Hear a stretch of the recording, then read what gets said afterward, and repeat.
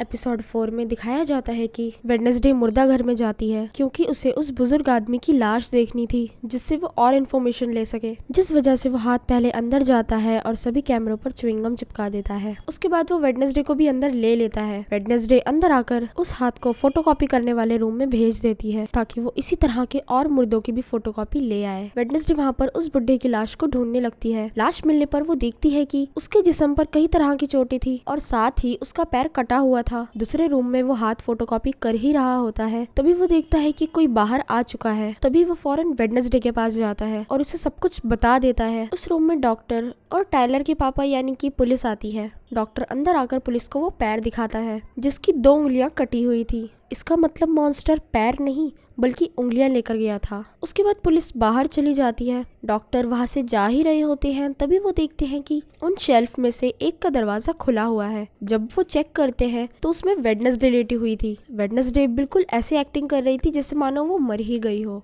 उसके बाद वेडनेसडे वो सारे प्रूफ्स अपने रूम में लगा देती है। वेडनेसडे इन सभी चीजों के बारे में इनिट को बता ही रही होती है कि इतने में वो बेहोश हो जाती है क्योंकि उससे खून खराबा, काटा पीटी जैसी चीजें बर्दाश्त नहीं होती थी। अब क्लास में वेडनेसडे नोटिस करती है कि जेवियर के गले पे एक निशान है। उसे देखकर ऐसा लग रहा था जैसे उसे किसी ने पंजा मारा हो, जिसके बारे में पता लगाने के लिए वो उसकी सीक्रेट आर्ट रूम में जाती है। वहाँ एंटर करते ही वो देखती है कि वहाँ पर उसी मॉन्स्टर की बहुत सारी तस्वीरें बनी हुई थी। अब उसे पता चल जाता है कि ये मॉन्स्टर कोई और नहीं बल्कि जेवियर ही है। अब वहाँ से वो सबूत के तौर पर कुछ तस्वीरें ले लेती है और बाहर आ जाती है। बाहर उसे जेवियर मिलता है, लेकिन जेवियर को पता नहीं था कि वो अंदर गई है, जिस बात का फायदा उठाकर वेडनेसडे उससे झूठ बोल देती है। अब जेवियर को लगता है कि शायद वो उससे डांस के लिए पूछने आई है क्योंकि कुछ ही दिनों में स्कूल में कपल डांस होने वाला था। अब वेडनेसडे सोचती है कि अगर उसने जेवियर से डांस के लिए पूछ लिया तो वो उसके साथ और ज्यादा समय गुजार सकेगी, जिसके लिए वो उसके साथ डांस पर चलने के लिए मान जाती है। अब इनिट इस बात से बेहद खुश होती है कि वेडनेसडे भी कपल डांस में जाएगी, जिसके लिए इनिट वेडनेसडे को एक अच्छी सी ड्रेस दिलाने के लिए शहर लेकर जाती है। लेकिन वेडनेसडे को शॉपिंग में बिल्कुल भी इंटरेस्ट नहीं था और वो वहाँ से वापस आ जाती है। उसके बाद वेडनेसडे पुलिस के पास जाती है और उन्हें जेवियर की बनाई हुई फोटोज देती है। अब पुलिस अंकल उसे वहाँ से भगाने की कोशिश करते हैं और उसकी बातों पर बिल्कुल भी यकीन नहीं करते। लेकिन तभी उनके पास सीनियर्स का फोन आता है जो उनसे इस केस की अपडेट मांगते हैं। लेकिन उन अंकल के पास तो कोई भी अपडेट नहीं थी, जिस वजह से उन्हें वेडनेसडे की बातों पर यकीन करना पड़ता है। अब वो कहते हैं कि ये सबूत काम नहीं आएगा, मुझे कोई ठोस सबूत चाहिए। अब वेडनेसडे पुलिस स्टेशन से जा ही रही होती है कि तभी उसे टायलर मिलता है जो कि उससे डांस के लिए पूछता है।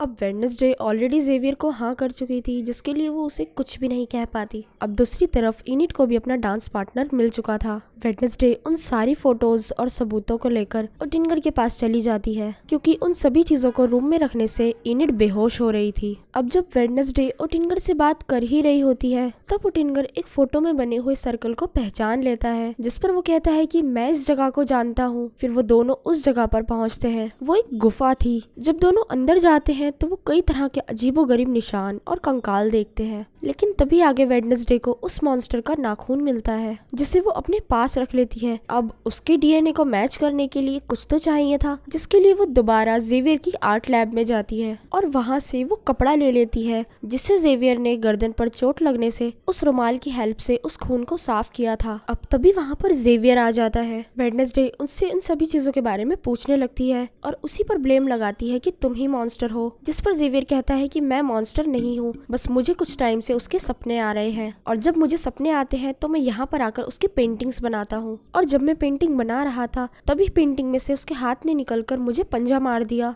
ये सारी बातें सुनने के बाद वेडनेसडे वहाँ से चली जाती है। अब उन दोनों में तो लड़ाई हो चुकी थी, इसलिए वो दोनों डांस में भी साथ में नहीं जा रहे थे। अब वेडनेसडे दोबारा से पुलिस के पास जाती है और उन्हें ये दोनों सबूत दे देती है और कहती है कि डीएनए टेस्ट करके पता लगाइए कि जेवियर ही मॉन्स्टर है। वेडनेसडे ओटिंगर के साथ प्लान करती है कि डांस की रात हम दोनों गुफा में जाएंगे और उस मॉन्स्टर को पकड़ेंगे। और दूसरी तरफ वो हाथ एक चिट्ठी लिखता है जिसमें वो वेडनेसडे के साथ डांस करने के लिए टायलर को इनवाइट करता है। अब आखिर वो दिन आ गया था जब सभी लोग डांस के लिए आते हैं। तभी वहाँ पर टायलर भी आ जाता है और वो वेडनेसडे के रूम में जाता है, जिसे देख वेडनेसडे बहुत हैरान हो जाती है। और फिर रेडी होकर वो जब नीचे जाती है तो ओटिंगर उसके पास आता है और उससे कहता है कि चलो गुफा में चलते हैं, जिसके लिए वेडनेसडे उससे मना कर देती है, लेकिन ओटिंगर कहता है कि चलो कोई नहीं, अब मैं अकेले ही चला जाऊंगा। लेकिन वेडनेसडे उससे कहती है कि तुम अकेले मत जाना, वहाँ पर बहुत खतरा है। अब ओटिंगर वेडनेसडे की बातें तो नहीं सुनता, वो अकेले गुफा के लिए चला जाता है। उस गुफा में कोई आकर ब्लास्ट कर देता है। हॉल में डांस स्टार्ट होता है जिस पर वेडनेसडे भी डांस करती है। सभी डांस कर ही रहे होते हैं, तभी अचानक से सबके ऊपर खून की बारिश होने लगती है और वेडनेसडे को बहुत मजा आता है। जब वो खून को टेस्ट करती है तब उसे पता चलता है कि ये खून नहीं बल्कि पेंट है। सभी डरकर इधर उधर भागने लगते हैं और वो वेडनेसडे से टकरा जाते हैं और तभी वेडनेसडे विजुअल देखती है जिसमें उसे पता चल जाता है कि ओटिंगर जंगल में गया हुआ है, वो भी अकेले। वो फौरन जंगल में भाग जाती है। जंगल में जाकर जब वो देखती है तो